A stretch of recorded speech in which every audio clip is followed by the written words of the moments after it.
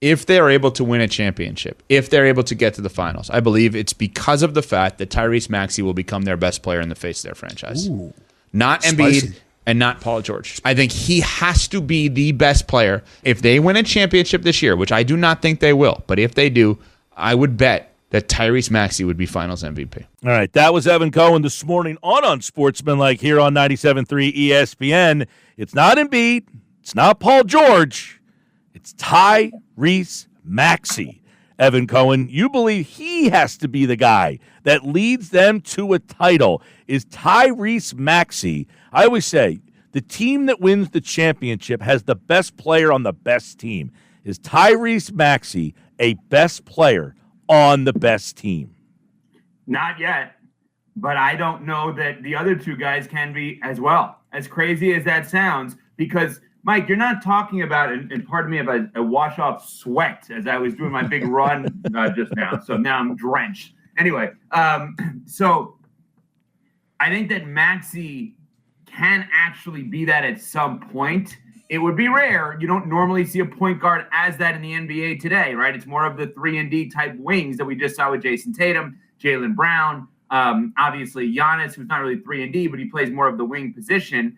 It's not usually the point guard outside of Steph Curry. My point in that comment this morning was about the fact that, to no fault of his own, I believe Joel Embiid has only understood what losing looks like and feels like. He has never really truly overachieved. His teams have never truly overachieved in his time in the NBA. And I think that is in large part because of the process, right? It's not his fault, and I get it. It's chicken and egg. Well, you don't get Embiid if you don't go through the process. I understand all of that. And Paul George, while they had to make that move, you're talking about a guy that is pretty clear about the fact that Philly was his third option and that he did not necessarily want to be there. And it's not like he has come from being in the NBA Finals. I still think there's a part of this team that is mired by the process. And I think Embiid is the living, breathing process of the process in many ways, right? And I don't know that that's necessarily a good thing. Do you look at Embiid? I know he's had the injuries, you said, by no fault of his own. Can Embiid be the best player on the best team? Is he that kind of guy? I don't think if he's wearing a Philadelphia jersey, the answer is yes. And let me be clear on this. I don't think it's a Philly thing as much as they're pairing together, right? If you just switched Embiid and Jokic right now, there's a good chance this team wins the championship this year. What does adding Paul George do to the Maxey Embiid? I mean, last year they had Tobias Harris as the third guy. He scored 0 points in that loss against the Knicks. Just flipping, and we'll get to some of the other moves that Daryl Morey made, because there's always questions about how good Morey is. Even here locally, people are like, what has he done? Just getting Paul George, what does that do about the perception of the Sixers entering this season? I think it's a great question. I think it basically allows the last 2 years to go unscathed. In other words, you made the move for Harden, which at the time I think people were excited about because it meant getting rid of Simmons. They were. Right. And so that was addition by subtraction. Then you're excited about Harden. Then out of nowhere, he and Morey don't like each other anymore. Really, Harden doesn't like Morey. And Morey just cleared the decks. It's not like he got some superstar in return for James Harden. He got cap space, right? So if they don't get Paul George this offseason and they get, let's just call it KCP, Kentavious Caldwell-Pope, who left Denver to go to Orlando, and DeMar DeRozan, just for argument's sake. That arguably may have helped as much as getting Paul George, but it would not have been the intended goal of what last year was about. I feel like last year now, this past season, like I feel like doesn't matter because it paid off. You got Paul George. No, that there's a lot of people, Evan, the whole, Paul George being the age that he is, I think has, kind of clouded the deck here. Like, if you had Paul George at 30, I think people would be more excited. I think some people think it's a really good move. And then it's like, well, what else was out there type of move? You got to put yourself in that mode. So you look at Morey. I don't know what your thoughts of him were. Houston Morey, what he's done in Philly Morey. But has he changed any perception of him and what he did. A lot of people think, look, he had this thing in his mind a year ago with the Harden. The whole Harden thing, he lied to me. Oh, well, people aren't going to want to play for him. That didn't turn out to be true. So has the perception of Morey changed? I don't think so. And it's interesting because I have been fortunate enough to be on ESPN radio for 11 months, 10 months now, whatever it is. And you and I hit it off early. And early on, when I would come on the show and I would name drop you on our show, which I did the other day, by the way, it was about Morey. We would literally be talking about the Eagles or something else, and we would literally just take a turn and we would get to Morey. Because I'm not suggesting he's not good at his job. What I am, I guess, asking is why is he revered the way he is when he has never run a team that went to the NBA Finals? Not once. Yeah. Okay? And everybody says, well, if Chris Paul's hamstring is not banged up, well, then who knows what happens with the team in Houston. I know what happens. They may beat the Warriors. They may not. But they definitely have to face LeBron James in the NBA Finals, which does not mean they win a championship. He comes to Philly. The amount of drama that follows this guy is unbelievable. Everywhere he goes, it's like just something like, wait, what? What happened? And so I think he makes sense in being a general manager to retool and replenish a team. Like, he makes trades. He sees things that we don't see. I'm not in any way suggesting that you and I could do the job better than him. Obviously.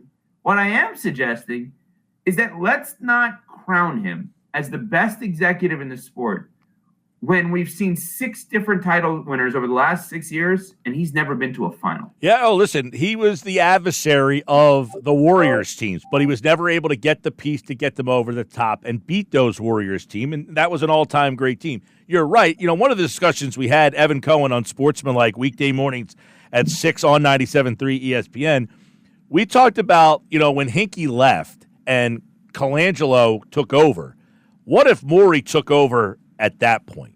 He would have continued what you just said is brilliant. That is when he should have run this team. Yes. If you actually think, now how would we know that and figure that out? Because one of the things that you see in sports is the person that is blowing up the team usually doesn't get a chance to rebuild the team. Very few guys do, right? So my argument would be, if you are going to be an organization that allows someone to blow up a team, I think you have to decide in advance if you're going to allow them to rebuild the team.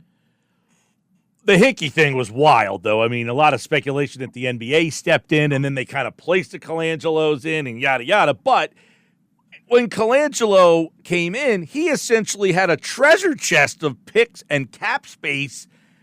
And if Morey would have had the picks in the cap space, I could tell you what they wouldn't have done. Trade it for Markelle Fultz and gave the Celtics an extra first-round pick to do so. That would have never have happened because these guys just don't operate that way. So who knows where this team would be different. But they did add some other pieces. We talked about the headliners. They have Maxey. They have George. They have Embiid. But they went out and got Caleb Martin, Eric Gordon, Andre Drummond. It's something that the Sixers really haven't had, is those role guys, those secondary guys. They rely so much on Embiid and Harden, or Embiid and Simmons, and Embiid and Butler. But those other guys who do the dirty work, they really haven't had high level of those guys. What do you think about the moves there? And I know that you posted about the Caleb Martin move. A lot of people here think that that was a really good piece to add to this mix. Yeah, he is. But you got to understand what he actually is. Like, not you, I'm saying people out there have to understand that. So let's go through this for a second. So when we say the Philadelphia 76ers finally have role players, here is where I will disagree with that. I think they finally have a big three that seems to fit and is legitimate, okay? And because if you look at the role players historic, I literally, as we're talking, I'm pulling up last year's team. Role players at different points during the course of the season. Kelly Oubre, who's back. Buddy Hield, who the Warriors sought after. DeAnthony Melton, who the Warriors gave $12 million to. He was hurt there last year. Well, Cameron Payne, he was hurt, right? Cameron Payne was good at times. Kyle Lowry came in, was actually good. Paul Reed, I know Philly fans love, he was just claimed by the Pistons. Marcus Morris had a good career. Patrick Beverley's had a good career. Nick Batum was unbelievable for them late in the season. Robert Covington has been on their team multiple times and has been good when healthy. Mo Bamba, all right, maybe that one didn't work out. But PJ Tucker they had for a minute. Like, they've had actually really good role players. Like, I don't see that this group of role players is so much different than the years past. I think that's where I would differ with Philly fans. What I see is their role is different within the role players. They don't have to do as much. Yeah, well, because of the failure of the Harris thing was just an anchor on them for 5 years where he took up so much and you relied on him and he gave you – the role players sometimes would do their job and he would do that, give you a nothing burger. So right. I guess what I'm saying is – and now I'm looking at 2 years ago, right? I'm looking at guys like so Shake Milton was good for them at times. George Niang was very good for them. They had Jalen McDaniels for a minute, Montrezl Harrell, who and Daniel House, who Morey's had multiple stops in Houston and Philly. So I think what you just said is dead on, Mike, is that if you had the same role players you had the last 2 years, but with this big three, right, I think we would say, oh, my God, look how good the role players are. Well, that's been the conversation, is that just swapping George for Harris, how much better does that make you? Yes, because that Harris is absolutely correct. Right. Harris just was such a problem. Now, some people question Paul George in big games. Look, Paul George took a pretty mediocre Indiana team to the Eastern Conference Finals, not once but twice. I don't look at that team as mediocre. I think we look back at that team as mediocre. I was living in South Florida at the time. I was covering the Heat, those Heat teams, or back and forth between South Florida and New York. Those Pacers teams were really good. It's just that we look back now and think like Roy Hibbert, David West, and George Hill took a team to the NBA's Eastern Conference Finals. Right. But at the time, that's what, like, the Heat had really struggled with Roy Hibbert, oddly enough. But I think you have simplified this in such an awesome way. By saying what you just said is, let's be honest, what the Philadelphia 76ers did this offseason was take Tobias Harris out and put Paul George in. Don't overstate what these role players are going to do. Caleb Martin, very good player. Not a power forward. Can play power forward, can guard power forwards at times. He is not a power forward by any stretch of the imagination, but he will absolutely help. And he's a very good basketball player. Not a star. Are there power forwards like Karl Malone is no longer like what would Karl Malone be in today's game? This is one of the greatest scorers of all time. What is his role in today's game? Arrested. That's a really outside the box, off the court one there. Going back, I should not have said that. There's allegations around Karl Malone that he is lucky he did not play. Absolutely, that is 100% accurate. Yes, he would probably. But the type of player, I would say, like he'd be a center. He'd be a small ball five, or you'd have to have. No, he was a great player in that. I think he would have developed a three. That's the thing about all those guys from back then. Would they have been good enough to develop the 3-point shot? Like, he's not a stretch four. No. But he small ball five, but I think like he would have stretched the floor a little bit. So yes, you're right in the sense of old school power forward. No, but go look at the pictures of Jason Tatum standing next to like Kevin Durant and Bam Adebayo. He's taller than Bam. Bam's 6'9". Tatum's 6'10". Caleb is 6'5". There was an article I was reading today that suggested this dream team, quote unquote, is better than the original dream team. Yeah, no chance. All right. Well, I mean, one had Michael Jordan in his prime. That's it. Like, I know that's a stupid way of ending an argument, but like for me, at my age, your age, like when we grew up in that kind of era around Michael, like that's it. That's over and done with. But I just want to get back to one thing here. Having the upgrade, because you've made tremendous points that have me thinking here.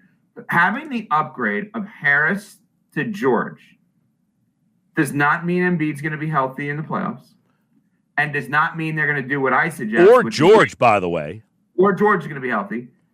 And it does not mean they're going to basically give the team to Maxey and say, these two guys who are going to both be in the Hall of Fame, they're here to help you, not the other way. Well, it'll be interesting because, one of the reasons why Boston was so tough is that one night it's Brown, one night it's Tatum, one night it's Holiday. I mean, they had different guys. You don't have to rely on the same guy every night, and their depth was part of the reason. They had 5 really, really good players. I mean, heck, they won the thing without Porzingis, for God's sakes. Well, that is the way in which you have to win today under this new second apron NBA ruling, which I don't like what's going on with that, but because I don't think it allows for dynasties, which I think is a bad thing.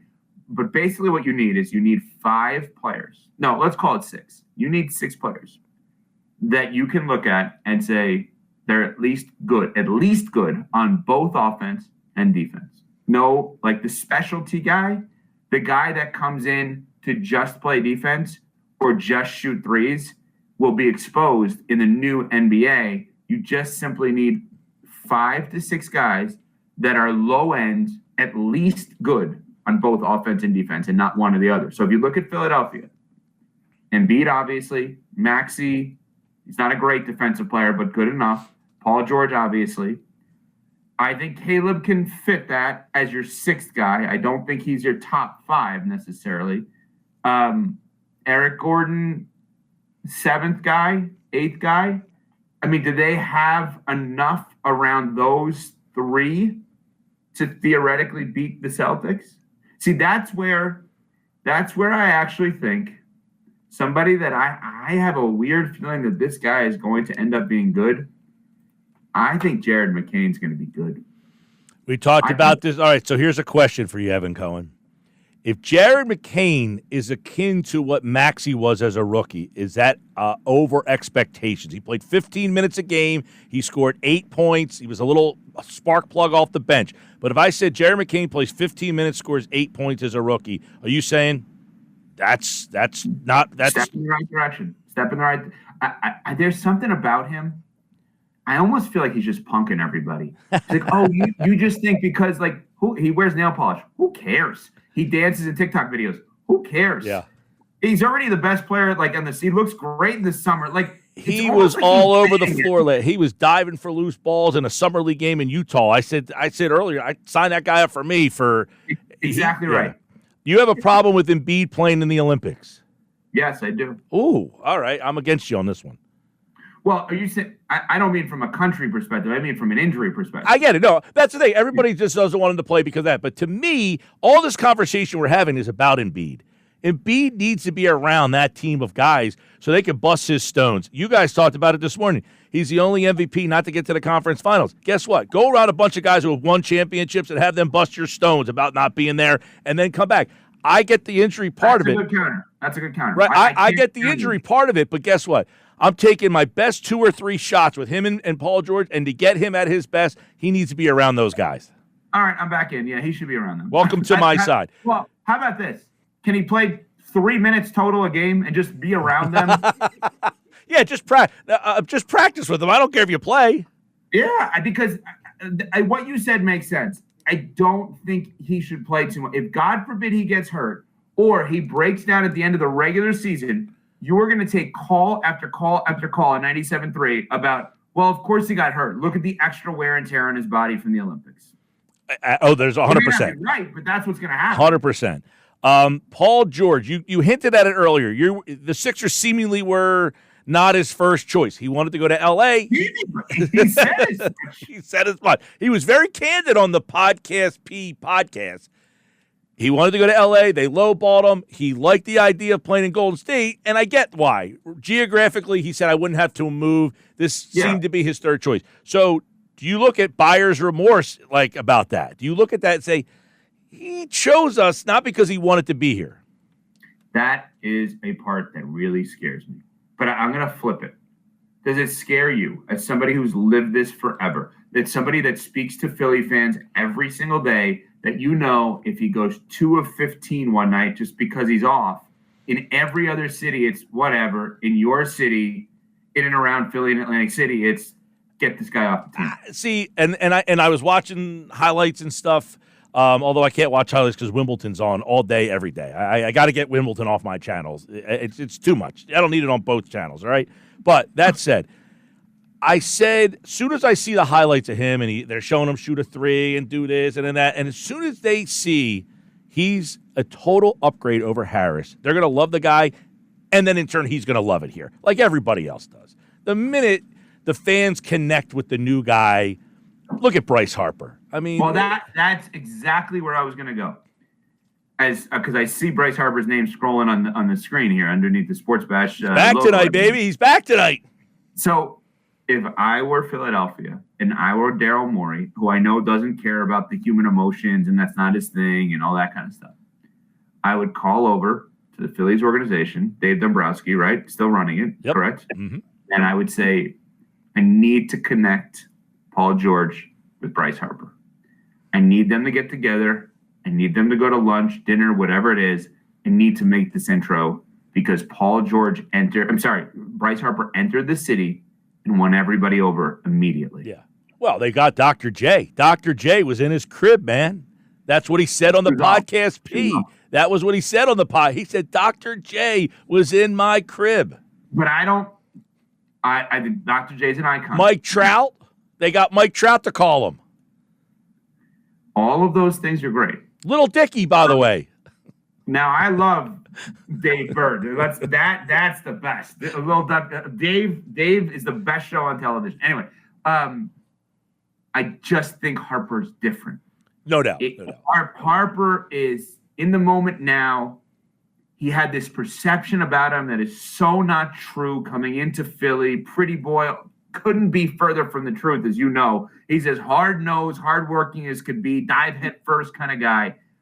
Paul George needs to get with Bryce Harper and figure out, how do I enter into Philadelphia and be what you are in this town? All right. I was in the car this morning. I have never heard of anybody eating an orange in the shower. Oh, my God. What was that?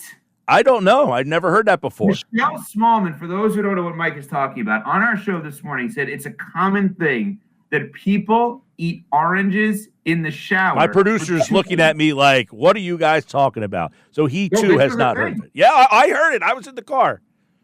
So there's two reasons, she said. Both seemingly make sense. Neither are something that I would care about or do. The first reason, she said, is because your hands get all gross from eating an orange, that if you do it in the shower, you're washing it off immediately. Okay, like technically true, makes no sense. Second thing is the citrus smell of an orange in the shower. Permeates, I don't know.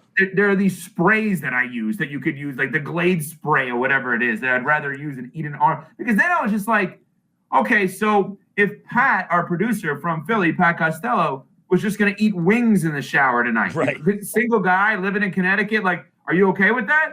She's like, no, that's gross. Well, I'm like, well, what's the difference? If he likes the wing smell, which who doesn't like good smell of buffalo wings, and it's all over your hands, so you can wash it off immediately, why can't you eat wings in the shower? Exactly. It totally made no sense. I'm listening to this conversation. I'm like, who eats an orange in the shower? By the way, the Seinfeld episode is when Kramer installed the garbage disposal in the shower, and everybody had the germs, and he's like, oh, right? I made this radish in the shower, and the people with the germs all like couldn't handle it, and they were spitting it all out. David Putty. Can you believe I have an entire show that I'm a part of that no one but me has watched Seinfeld? I can't believe how long ago it was, but yes, the fact that, and like to not, now see, this is where like you could go back and watch it and still think but you have to have that type of humor. Yeah, I mean, like, I don't know how somebody could watch a Junior Mint episode and not think it's funny. Exactly. But the problem is, like, if you're not in the era that we grew up in, the shows that don't have cell phones, they always say that wouldn't have happened if there was a cell phone. Right. So they can't suspend disbelief for long enough. I don't like the shows that come out today that aren't modern, cell phone, laptop, all that kind of stuff. I'm all in on that. I'm very into, I don't want to give it away if you haven't seen it or anybody else out there, but Presumed Innocent on Apple Plus. Have you been watching this? The whole Apple Plus thing, I just got it. I'm on a 7-day trial. I'm trying to watch Ted Lasso in the 7 days. Okay, let's go through this. So I'd watch Ted Lasso in the 7 days. I'd watch The Morning Show, a great show. Seasons 1 and 3 I think are the best, but Morning Show I'd watch. But this show, Presumed Innocent, Jake Gyllenhaal, phenomenal. Murder, mystery, a legal kind of show. I guarantee you, your chat right now will blow up of people who are watching this and absolutely love it. So, like, in other words, I'm extending my 7-day free trial to I'm now getting Apple TV Plus. I don't. Yeah, why? I'm not trying to do a live read for Apple Plus, but I feel like now is the time to get it. Like this moment, right? Well, the Phillies just played Friday night against the Braves, and I've been trying, and I finally I don't do anything. You just host a show and run a radio station. What are you doing? I'm an Android guy though, so I don't have like the necessary. So we had to use my girlfriend's ID and everything. So she finally figured out how to get us in. We watched the game on Friday. But every time the Phillies have been on Apple Plus this year, I said, I'm not doing it. I'm out. But they were playing the Braves. Somebody's now going to put on the chat their password and stuff for you to take it. I've been waiting. Now I need Max for the Hard Knocks tonight. Oh, I watched the first one with the Giants. That's pretty good, actually, the behind the scenes of that. Well, you're going to get a lot of stuff on the Saquon part of it. Oh, I actually found it on YouTube on Saturday. I had to wait a couple of days, but it came out on YouTube. I watched it. I'm all in, up to date. Good to see you, man. You just won't. How do you know you work in radio? When you're trying to find ways of watching streaming everywhere else, but actually paying for streaming. At one point, I was paying for cable and YouTube TV. I had Comcast internet and Verizon internet at the same. I was like, too much. I'm out. I'm starting from scratch. I'm the sucker. I have everything basically. Well, we enjoy hearing you, man. Oh, by the way, dead fish handshake is the worst. Worse than the strong one? 100%. I'll take the strong one. The guy could grab my hand and break it. The dead fish handshake is such a turnoff. So out on that. I'm not saying I'm in on it, but I just had somebody, my best family friend, her mother, or excuse me, father, had the strongest handshake of any human I've ever seen, where I literally tried to avoid him because I would I'd be injured as a result. I was at a graduation party Sunday. I never met the man. The guy opened the door. You must be Mike Gill. He grabbed my hand. He shook it. I said to the girl, man, your father's handshake, that was something. But I'll take that over the dead fish anytime. Well, I know when I see you in person, I'm going to try to break your hand. Evan Cohen tomorrow morning, 6 a.m. right here on 97.3 ESPN. Thank you, man. Thank you. I appreciate it. All right, Evan's back tomorrow at 6 here on 97.3 ESPN.